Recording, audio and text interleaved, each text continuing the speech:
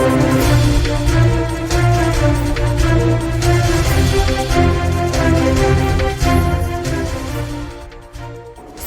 ફરી હની ટ્રેપનો બનાવ સામે આવ્યો છે, જેમાં મિત્રને મહિલા લાવ્યો હોવાનું કહી બોલાવી નકલી પોલીસ સાથે મળી 75,000 પડાવી લેવાયા હતા.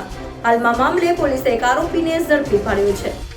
કતારગામમાં રહેતા રત્ન કલાકારને તેના જમીન દલાલ મિત્ર ઉમેશે 22મી ઓગસ્ટે ફોન કરી જણાવ્યું હતું કે હું એક ભાભીને લાવ્યો છું, તારે આવવું હોય તો આવ. જેથી રત્ન કલાકાર મિત્રની વાતમાં આવી કતારગામ કાનફણિયામાં આનંદ મંગલ એપાર્ટમેન્ટના પાર્કિંગમાં આવેલા ઘર પાસે ગયો હતો. તે સમયે ઘર બહાર મિત્ર ઉમેશ ઊભો હતો અને રત્ન કલાકાર ઘરમાં ગયો તો એક મહિલા બેઠી હતી. મિત્રના ઈશારાથી રત્ન કલાકાર અને મહિલા એક રૂમમાં ગયા હતા. એટલામાં 3 શખ્સોએ રૂમમાં ઘૂસી પોલીસનો આઈ કાર્ડ બતાવ્યો હતો અને રત્ન કલાકાર તથા તેના મિત્ર ઉમેશને લાફા ઝીકી દીધા હતા અને રત્ન કલાકારને હાથકડી પહેરાવી દીધી હતી.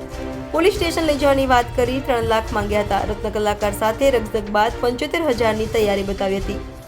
રત્ન કલાકારે સેફ ડિપોઝિટમાં રકમ લઈ ઉમેશને આપી દીધી હતી. રત્ન કલાકારે કતારગામ પોલીસમાં ફરિયાદ આપતા પોલીસે મિત્ર ઉમેશ પટેલ, અમિત મશરૂ, અલ્પેશ પટેલ સહિત 4 જણા સામે ગુનો નોંધી મિત્ર ઉમેશ અર્જણ પટેલની ધરપકડ કરી છે. હની ટ્રેપમાં ઉમેશને 7,000ની રકમ મળી હતી. ગઈ તારીખ 22/8/2024ના રોજ કતારગામ પોલીસ સ્ટેશનમાં ફરિયાદી શ્રી જીતુભાઈ ધનજીભાઈ મિયાણીની ફરિયાદ આધારે એક ગુનો રજીસ્ટર કરવામાં આવેલ છે.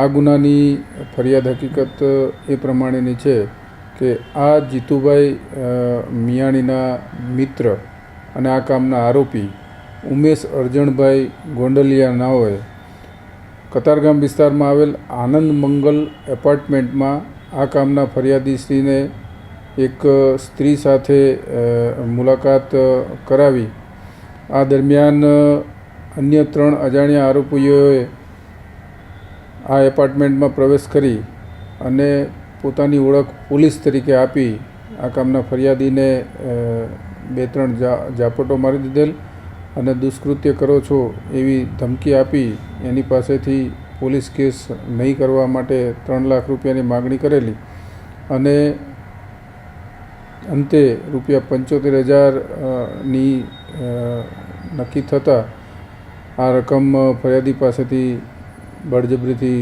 કઢાવી લીધેલ. જે બાબતે હની ટ્રેપ જણાતા કતારગામ પોલીસે ગુનો રજીસ્ટર કરી આગળની તપાસ હાથ ધરેલ છે. કેટલા આરોપી પકડાયા છે? આમાં જે આરોપી ઉમેશ અરજણભાઈ ગોંડલિયાની પોલીસે ધરપકડ કરી છે અને તપાસ દરમિયાન અન્ય 2 સંડોવાયેલા આરોપીઓ અમિત મનસુખભાઈ મસરૂ અને અલ્પેશ ઉર્ફે જીજુ જગદીશભાઈ પટેલના નામો તપાસમાં ખુલવા પામેલ છે, જેને અટક કરવા માટેની કાર્યવાહી હાલ ચાલુ છે.